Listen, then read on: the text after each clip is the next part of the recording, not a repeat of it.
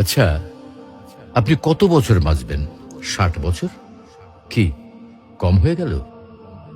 আচ্ছা, বড় জোর 70 না হয় 75 বছর। আর যদি খুব লাকি হন তাহলে 80 অথবা তার একটু বেশি। টিক টিক করে কিন্তু সেকেন্ড সময় চলে যাচ্ছে, আর টুক করে হাতে জমে থাকা সব সেকেন্ড শেষ হয়ে যাবে একদিন। একজন মানুষের কাছে যখন কয়েকশো কোটি টাকা থাকে তখন তাকে টাকার বিলাসিতা মানায়। যার কাছে কয়েকশো টাকা আছে তাকে কিন্তু টাকার বিলাসিতা মানায় না। আপনার আয়ু যদি কয়েক হাজার বছর হতো তাহলেই সময়ের বিলাসিতা আপনাকে মানাতো। এত অল্প আয়ুতে মন খারাপ, কষ্ট, পচা ব্যাপার স্যাপার গুলোতে সময় নষ্ট সুযোগ কই? তার চেয়ে বরং ফ্যামিলিকে সময় দিন, ভালো বই পড়ুন, টুক করে বেরিয়ে আসুন চমৎকার কোনো জায়গা থেকে।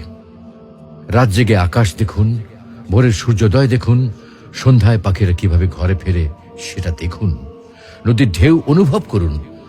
একটু ভাবুন, আজকের এই দিনটা যদি আপনার অথবা আমার শেষ দিন হয় তাহলে আপনার আমার পরিবারের কালকে কি হবে?